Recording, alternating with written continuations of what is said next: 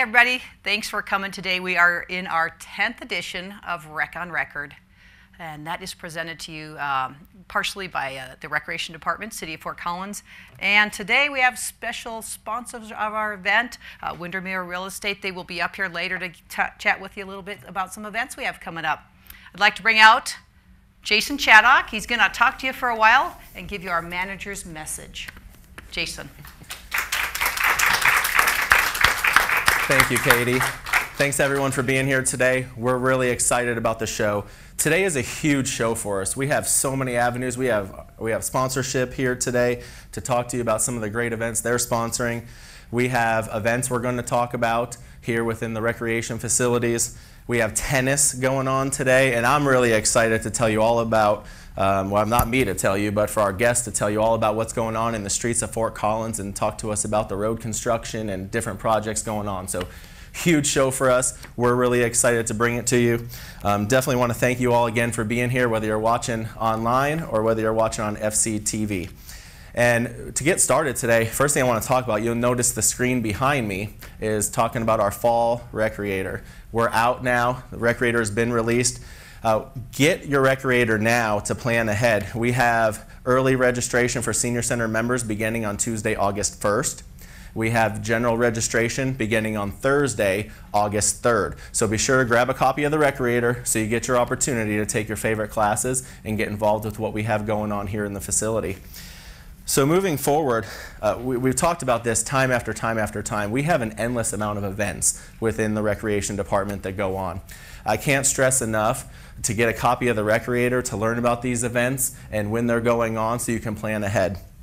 We have, right now, City Park Pool hosts Twilight Swim every night from 4:30 p.m. to 7 p.m. So if you want to get out to the pool, maybe you don't have the opportunity during the day because you have too many activities, make sure to get in touch with that opportunity to get the Twilight Swim. Again, I want to announce a concert that is tomorrow here at the Senior Center.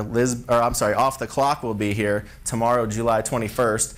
Here outside the Senior Center in the back area. You get a great mountain view. You get an opportunity to hang out with friends and family and listen to some great music. So be sure to be here tomorrow evening for that concert. I also want to talk about Picnic in the Park going on August 16th. A great opportunity to get out, get some food, and hang out with your closest friends here in the city of Fort Collins. So be sure August 16th to make it out to that event. Also, here at the Senior Center, the final concert of the summer concert series will be Liz Barnez. That'll be, again, on August 18th. So be sure to be here at the Senior Center for that. And also, check out CSU. They have the Lagoon series currently going on. That's a big thing for the city as well, to be able to get out there and talk about things with friends and family and visit and be able to have live music. So be sure to get out there to that as well. I want to talk to you real quick about this chart behind me. It's called our Safety Heat Index. This is one of the things we want to reference now. We've started to see some pretty high temperatures here with the city of Fort Collins. We're starting to hit these mid-90s, upper 90s. And we want you to understand a little bit of what we look at recreationally. You'll know we have a lot of youth camps that are going on. We have a lot of day trips. We have a lot of hiking trips that go on. We have the upcoming sports season as we head into fall. We'll have August sports going on, and kids will be out there practicing and playing. There's some pretty strict standards that we go by here in the city to make sure that we're providing the best atmosphere in which for people to stay healthy and enjoy the great outdoors, but also watch out for their personal health and safety as well. I want to highlight yesterday. We all know it was pretty hot yesterday. Temperatures started to rise. If I can have you flip back real quick. Thank you. If we look at this chart, on the top we'll see the air temperatures, and then on the side of the chart you get your relative humidity.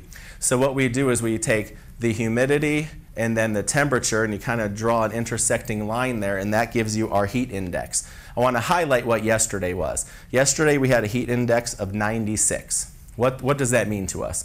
Well, what that means is we've discovered that we are in an extreme caution.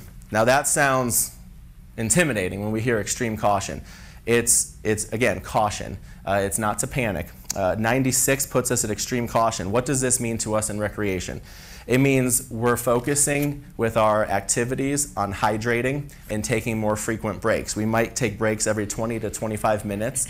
We're focusing on hydration and making sure kids and adults get adequate rest, so that way their bodies have a chance to cool and they're able to stay hydrated throughout the course of the day. Certainly with outdoor activities, we want everyone to have their sunscreen on as well.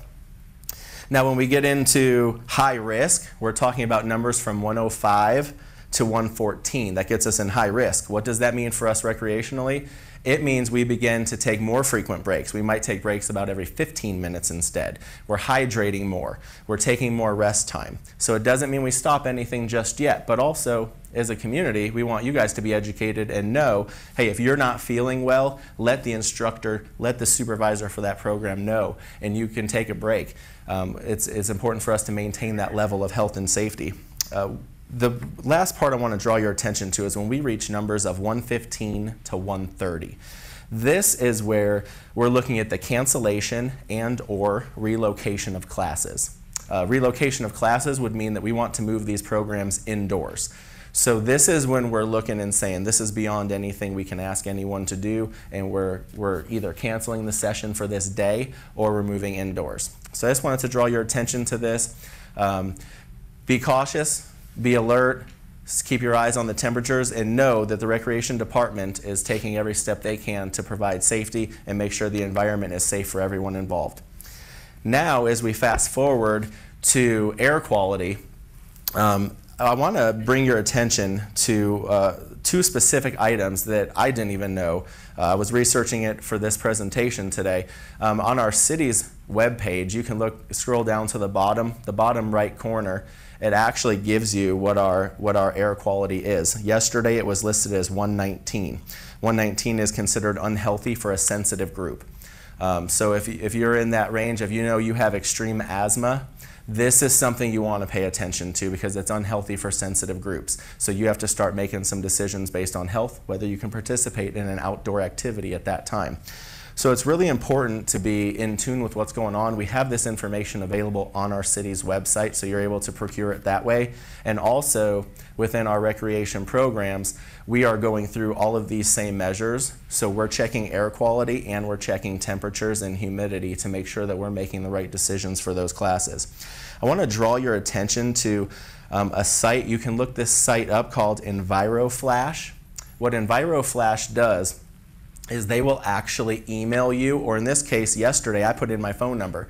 I put in my phone number with an @ to my phone carrier, and I'm able to get an email directly as a text message to my phone to alert me of air quality issues in our particular area. And you can set more than one area. For instance, if you live in Fort Collins but you travel to Longmont daily, you can also add another location to that so you can get these updates. I found it to be an awesome tool, and certainly if you're going to spend a lot of time outside, I highly encourage you to go to the website and get that information. I want to talk about unhealthy. Unhealthy is 175 to 300.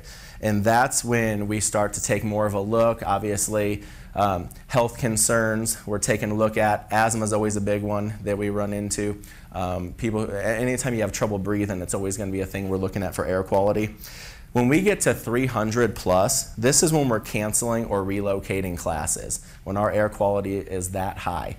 So I just want you to, again, to know, same as the heat index, when we reach those milestone numbers, we're moving classes inside or we're canceling them if at all possible. But do understand, it's not always possible to move classes inside. So sometimes they do have to be rescheduled. The next thing I want to talk about, as you can tell our theme right now, I'm going all outdoors.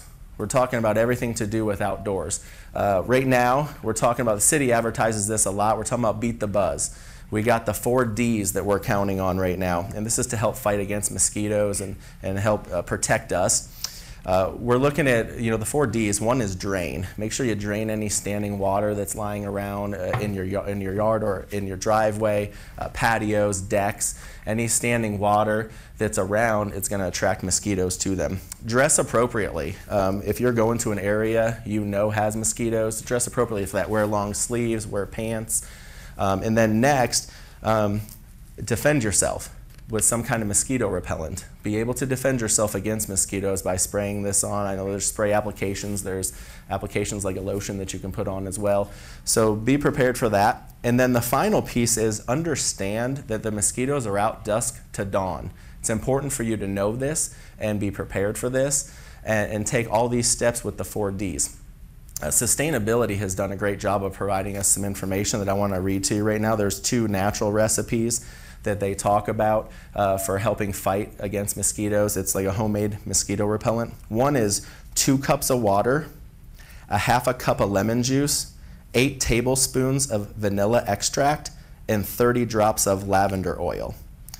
Another one they had here was 15 drops of lavender oil, 3 to 4 tablespoons of vanilla extract, a 1/4 cup lemon juice, and a half a cup of water. And I can certainly give these out to you guys again. I believe it's on the board as well. A lot of information to take in a short period of time. Mix this in a 16-ounce spray bottle and shake it before use. And then the last thing I want to talk to you about is here at the Senior Center, August 5th through 13th, we're going to be going through Maintenance Week. What does that mean to you? Well, to you it means there's going to be several areas of the facility shut down at various times. The facility will still be open, but do understand that we're going to be doing maintenance work, refinishing some floors, doing some locker room maintenance, painting throughout the facility. So obviously there's going to be some fumes with that. I assure you that everything is safe. We're going to be obviously taking extra precautions. Be aware, again, August 5th through 13th is going to be our maintenance week. Please check in with the front desk and they will have more information as to what specific areas on what days will be shut down so you can make appropriate plans for your recreation needs during that particular week. Again, want to thank everyone for being here. I know I gave you a lot of information in a hurry, and I can promise you we have a lot more information coming today. Again, great guests today joining us. With that, I'm going to pass the floor back to Katie for our next steps. Jennifer and Sarah are here with us today, ready to rock and roll and talk about some of our events that we have coming up here. And tell us a little bit about yourselves first, if you would. Awesome. Thank you so much, Katie, and thank you, Jason, for that great information.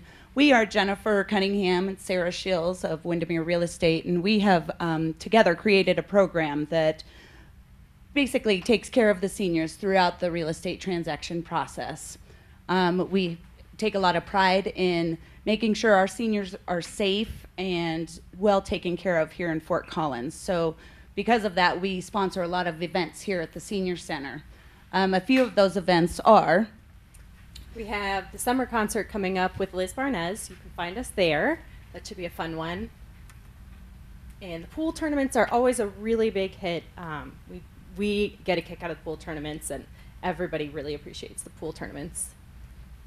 Grandparents' Day is a really big one. I believe this is also National Senior Center Month, so that's pretty exciting. Grandparents' Day is a lot of fun. You can bring the kids. There's balloons, food, petting zoo I think they're doing this year. Face painting. Yep, exciting stuff. Mahjong and mimosas I'm personally looking forward to because I have always wanted to learn to play Mahjong, so I'm excited about that. The Prairie Sage Dance with Big Twang Theory. That's October's dance, I believe. And then we're also sponsoring December's Prairie Sage Dance. And I believe that finishes us out for the year. Of course, there'll be plenty of extra stuff going on next year.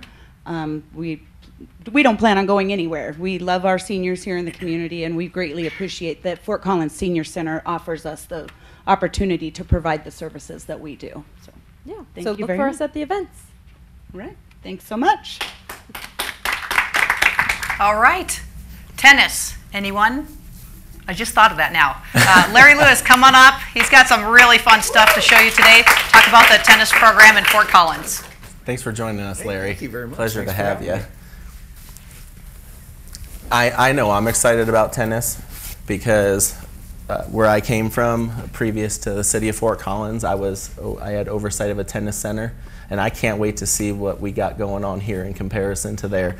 Learn about all the great things we have going on here with the city of Fort Collins. So if you could get us started by telling us a little bit about what is your role here with the city of Fort Collins? Well, I am a concessionaire with the city of Fort Collins, which basically means that I'm in charge of all the tennis activities on all the courts in the city. So we do a lot of programming, events, tournaments. We also do all the court reservations for all the city courts. That's a lot of reservations. Yeah, there's a lot of stuff going on because it's really a huge program. There's a lot of activity with the schools, middle schools. We have one of the largest middle school programs in the whole United States. Actually, only second to Albuquerque. Wow. Involve about 300 kids each fall with the middle school, and of course we have the high schools, and then all the programs that Lewis Tennis does. Awesome. Great information. Thank you. Tell us a little bit about how did you get to where you are in your career today? What's been your pathway? It's been a long path. Started playing when I was 13 in Fort Collins. I grew up in Fort Collins. Uh-huh. And that looked like about 3 hours a day hitting on the backboard, either over at City Park or over at CSU, and then going home and having lunch and coming back in the afternoons and just picking up matches with anybody that was around. And so then I started competing in tournaments and played at the Poudre High School and got a scholarship to CSU. And then after CSU, I began teaching. Went down to Arizona and started teaching at some resorts down there. And I've been doing that my whole life, really teaching a lot of different places, actually all over the country. Was in Florida for 16 years, teaching on the clay courts. Oh, wow. And that was just great. And that's one of the reasons that I can still walk now, is because I was teaching on the clay instead of the hard courts. So it's been just awesome being able to have a lifetime career teaching kids and adults how to play. Awesome. And I know Fort Collins is the most beautiful place you've taught in, right? No, without kidding at all, the Roland Moore Park, I get compliments all the time from people. We have people coming from all over playing in our tournaments, and they can't believe that this is a public tennis facility. It's absolutely amazing. I love it. I agree 100%. It's a beautiful area we have here. And I know summer's a busy time for you. A lot of action going on. Tell us about what's coming up on your calendar at the Tennis Center. Well, next week we're doing I'm trying to think, I think this is our 18th annual high school preseason camp. So we'll have anywhere from 20 to 25 high schoolers out working on their games, conditioning, working on their strokes, doing mental preparation, strategies. So that's a big week for us, because we've got that going on in the afternoon along with our regular lessons, which are in the morning, which include lessons for 4 years old on up to 18. And certainly one of my favorites is the 4 and 5 year olds. They're just so cute out there. Yeah, absolutely. Just curious, have you taught all the ages throughout your career? Yes, I have. Okay, very good. Someone like myself, I used to oversee tennis's same kind of deal we have here with it being contracted. Interesting question that I have for you is, someone like myself who hasn't played, what do I do? Where do I start? How do I learn and grow and get involved? Okay. Well, I really think that the best way to get involved initially is to go out and take one of the clinics or private lessons, so that you're getting started on the right foot, so that we don't have to work on changing bad habits as we move along. So that'd be a good start. And then after becoming involved in that, as you get your strokes down, you get comfortable with rallying, the rules of the game, serving, that type of stuff, then to start getting involved in some competition. And as you move along, we have leagues that you can be involved with, also tournaments. Okay, very good. And curiosity, where can we find you at? Where are you usually? I'm normally camping out at Roland Moore Park at the Pro Shop. Okay. At the very end of the park. And there's so many people in our community that are not aware of the amazing tennis facility we have back there, because they never quite make it all the way back to the back part of the park and then walking across that nice bridge. So that's where I'm at. Okay, very good. Thanks for sharing that. So aside from having a great backhand, what are some other skills and hobbies that you have? And we've heard that you're a great musician as well. Well, I don't know about how great, but I am passionate about it. So I love playing guitar and singing, and I also have a recording studio, so I get a chance to record a lot of really fine artists from northern Colorado. Okay, very good. So aside from tennis, recreationally, what do you like to enjoy here in Fort Collins? Well, actually the tennis pretty much takes up most of my time as far as the recreation. Of course, I love going out and to the concerts and, and doing that type of stuff. What an amazing music town. It's incredible. I've lived in many places all over the country, and Fort Collins has them beat by far. And the recreation department is incredible. They've been great to work with. I think this is my 19th year doing the tennis program, and it's just been a great relationship. Really appreciate that a lot. Well, I certainly appreciate the programs that you bring to the city, and appreciate you joining us here today on the show. That concludes the questions that I have for you at this time, and I'm going to pass it back over to Katie to introduce our next guest. Thank you. Thank you. All righty. Darren Moritz, come on up. He's going to talk about our streets, always a fun topic. Darren, thanks for joining us. Thank you. So much like our recreation, I know there's tons going on here within the city of Fort Collins when it comes to streets. So to get us kicked off, why don't you tell us a little bit about yourself and kind of walk us through what your role is here and how long have you been here and a little bit about your background. Sure. So I am the street maintenance program manager for the city. So basically the streets department, we provide well-maintained streets. I've been with the city since 2001. I left for 4 years, so I've been here for about 12 years. Okay. So basically our objective, we do a lot of things like snow removal, maintenance of streets, curb and gutter repair. We're out there. We have a pretty big impact.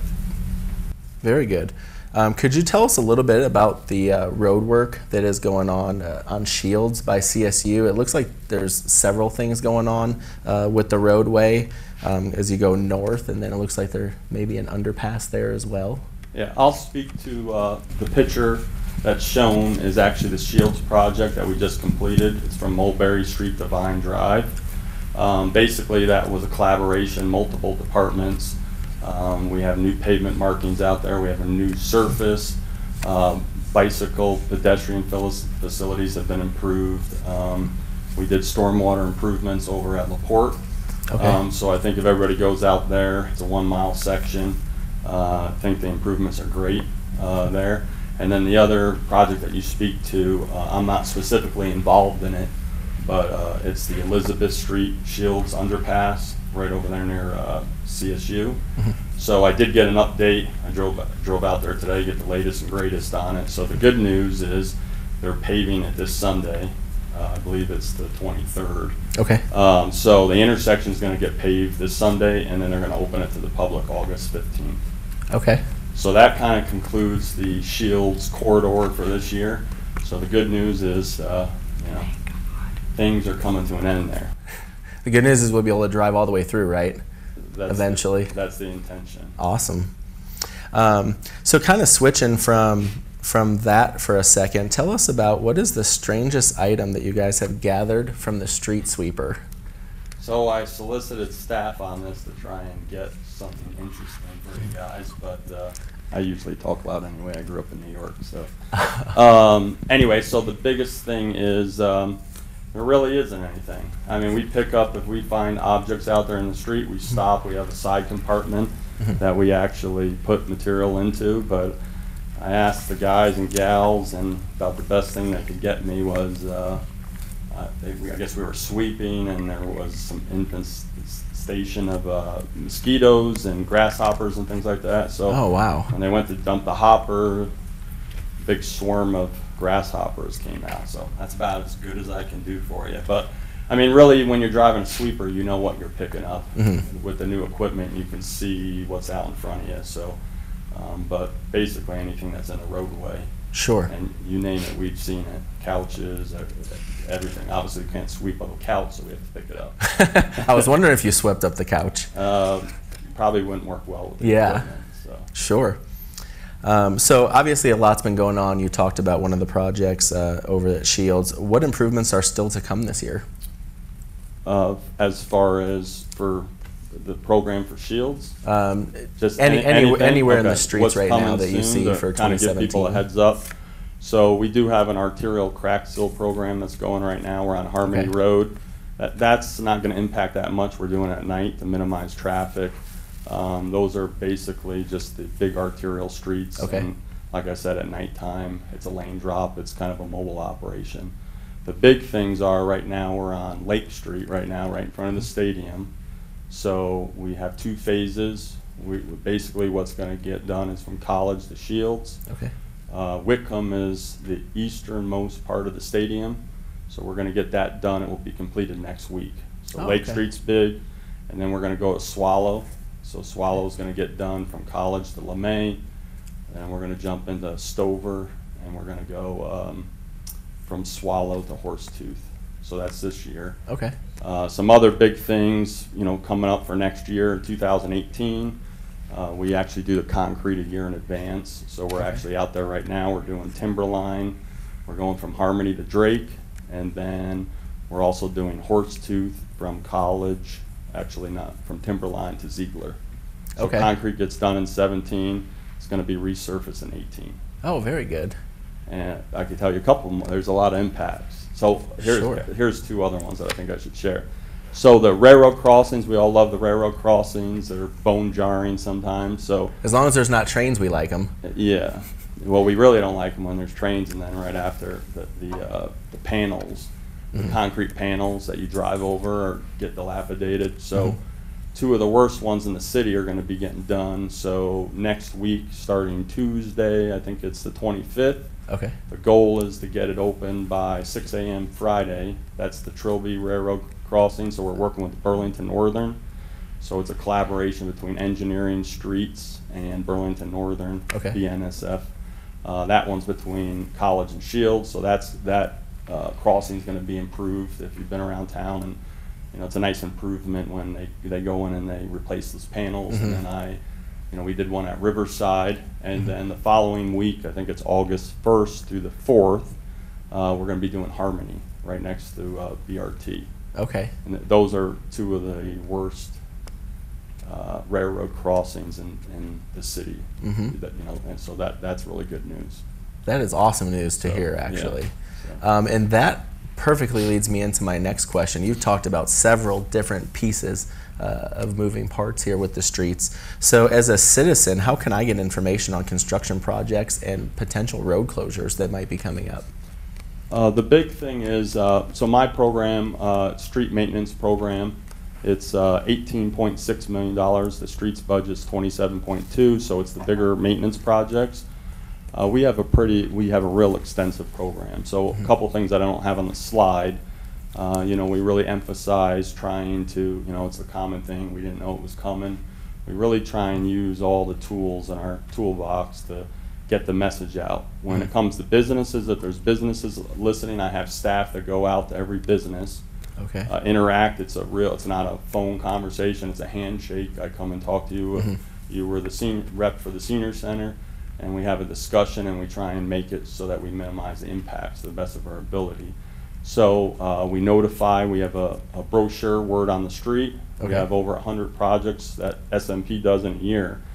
So once we know that it's going to come, to reality, we let the adjacent properties know via word on the street. Okay. And every scope of the work, saw cutting, we send out a handout or notification to everybody's doors. And when we do concrete, and when we do asphalt, so I feel like we do great outreach to try and reach everybody. If it's a bigger project, like the intersection over there at Shields and Elizabeth, Okay. they put out VMB boards, variable message boards. I've We seen also do those. press releases. Okay. We do next door. We're trying to adjust to the times. We tweet. We do Facebook. Next door is a new one that we did this year. Okay. So I think I pretty much picked up most of it. But and then our website, of course, you can Okay. go there and you can sign up for any of our projects, and we'll send you an email with project updates. And Okay. that's just, if you go to streets and then you cascade down off of that, it's SMP. You can get their street maintenance program. Okay, very good. Thanks for sharing that. A lot goes into, as you said, technologies and a changing time that we currently have going on. So just curious, what innovative technologies are being used today for streets construction? Probably the newest one, all of our equipment, the industry, you know, there's a lot, it's difficult to get people interested in it. It's very hard work, it's very hot, it's very physical.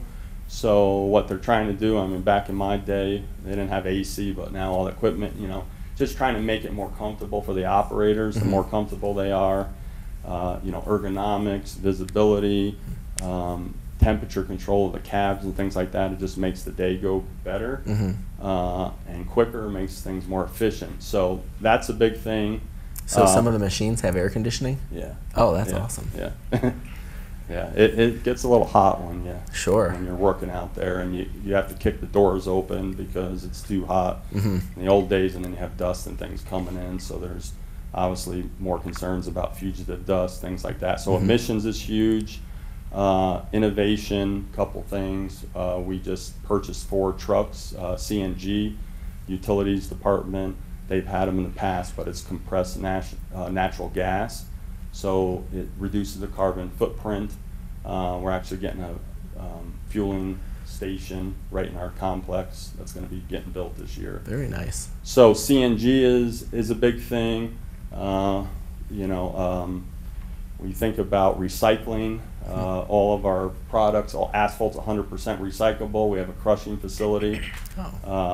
This is not totally new, but a lot of people don't know it. We pulverize all the roadways, and then we reuse it. So 20% of our hot mix asphalt, all the roads that you go down on the, you know, you drive down, 20% of it is called RAP, which is reclaimed asphalt pavement. So wow. we consistently, even with our concrete, we process it, we reuse it. We'll even crush toilets. We have a rebate program. You bring your toilet down, strip your hardware off. You got little porcelain, you know, segments underneath the roadway. So. Now I'm thinking about yeah. home maintenance. What can I get rid of? We will take your toilet. You should get a, you know, more energy efficient, less gallons per flush. So, yeah, those are interesting things. So, you know, one other item, we bought a street sweeper. You know, they have a tough job as street sweepers. There's a lot of wear and tear on those things. So all the equipment, they're trying to figure out ways to make it more efficient, keep it moving, changing out the wear parts, things like that, to take off the rear broom. It used to take an hour. Now we bought this new broom, it takes 15 minutes. There's actually a neat feature on that, is we don't have to put workers out in the medians as much, because it has a front attachment on the street sweeper where it can actually sweep down the curb and gutter and reach over and get the medians. Oh, wow. So really it's about creating efficiency, ergonomics, fuel savings, things like that. That's pretty much the industry where it's going. Sure. It sounds like things have changed a lot over time and really, really for the better. Yeah, there's in my career, I've actually been involved for 35 years in construction. So it's, you know, back in the day we used to just shut roads down and then people spoke and that was not acceptable. So now you know, things have evolved. People want to know what's going on. Yep. You know, which they have the right in the community. We know we have a big impact, but you know, we need to get out there and keep the streets our investment. Sure. Maximize it. Sure. And I know we were talking before the show about one other thing. If you could walk us through what you were telling me about with all the tree debris that had come in here to the city of Fort Collins. Yeah, that's a great opportunity for me to speak to. So we had the storm in May. So Streets Department and Forestry, we collaborated. I thought it was a great thing that we decided to do, provide for the community. We had 2 drop-off sites. So basically the citizens could bring in their branches, and then basically what we've done is we hired a contractor. They pulverized the material and turned it into mulch. So that's the next step. So basically we're giving it back to the citizens. So you can come to our facility, the Streets facility at 625 9th Street. Okay. It's basically Vine and LeMay at the southwest corner. Okay. And we don't have loader right now to do it. There's some liabilities there to load vehicles. We may do that down the road, but we're asking people to come. It's free mulch, so if you need it for your homes, it's a pretty good deal. Awesome. That's. I unfortunately don't have any mulch areas. We have rock everywhere, so I don't get to take advantage of that. But it's awesome for everybody to be able to have that opportunity. I'm going to ask you one last thing. We ask all guests that come on this show. Tell us how you enjoy recreating. What do you do for recreation? Wasn't prepared for this one, but that's an easy one. So I try and stay active. I'm a big hiker. Okay, very good. My youngest son's actually a pretty elite runner in the area, so just try and get out and about, get up to the mountains as much as I can. I did a little bit of fly fishing and fishing, so just enjoying Colorado, I'd say. And Fort Collins is great. Like I said, I left to go to work for somewhere else, and then I came back, and I'm in Fort Collins. It's a great city. Well, we're glad to have you back. Thanks. And then I guess before we turn it over, Larry, did you have an activity for us today? Yeah, I do. Should I get the? We'll have you get us prepped for the competition. Should I stay up here? You can stay up here and join us. Absolutely. I have no idea what we're doing. I'm not sure I do either. We have 2 volunteers. I hope I get the really big racket, but with a really small ball. We do have some nice rackets here. So this one, it's a little easier to make contact with the ball, but it's a little difficult to make a full swing. Do you want to try it? All right. Okay, here you go. And we're hitting the tennis balls, not people. Now, since you're a player, right? Yeah. Okay. Well, then you get this one. That's going to be a little more difficult for you. That is a big racket. And then we've got this. Oh my. Well, and I might as well, since I'm up here, is give a little instruction. Sure. Because the foundation to hitting the ball is making sure that wherever your strings are pointed, that's where the ball's going to go. Oh. So if the racket's pointed this way, it's going after the audience. But if it's pointed this way, contact, the ball's going to go straight out. Are you ready? Alrighty. Okay, I'm All right. ready. I'm so scared. I'm not sure what Hey, Katie. Are you ready, Jen? I've got to tell you where this racket came from. So this, back probably 20 years ago, Prince Racket Manufacturing had a campaign, an advertising campaign, where they had this racket next to a racket that size, and they said, "This is the racket you need. This is God's racket. This is what He needs." So that was the advertising. All right, you ready? Okay, got those strings pointed the right spot? Yeah. All right, here we go. Yes! Hey, Katie. Can we slide that table out? All right, are you ready? That was a pretty good shot. Okay. All right, so the strings are going to point straight out. Good luck to you with that. Yes! There you look go. at that. All right, now I got to show you this too, because this is kind of the newer thing in tennis for the little guys. Is let me trade you. So we've got this, and I'll take this, That seems a little better. and we'll give you that one, and foam balls. So we've got little rackets, foam balls, and a couple years ago, the city built 2 8-and-under courts over at Rollamore Park for the little guys to compete on. So it's smaller courts, shorter nets, and so let's see. Oh yeah, we got some bounce here. Are you ready? I think so. The games Okay. begin. Okay. Here we go. Oh, sorry, Jen. Oh yeah, we definitely need to get you guys out for some lessons. All right, go ahead. Come on, keep this going. All right. All right, one more. Okay. Go. Oh yes! All right. Nice. Good job. Thank you so much, Very guys. good. Anybody? Oh, you're gonna get in there? Oh, well, we'll let it go with just that. Okay. We're good. I think I need to take lessons too, because I don't think I could have hit the ball that good. Thanks so much for joining us and bringing us an activity today. Appreciate it. Darren, I'll have you have a seat again for a minute. Katie, did you have a couple questions for We us? did have a couple questions come in from the audience. The first for Darren.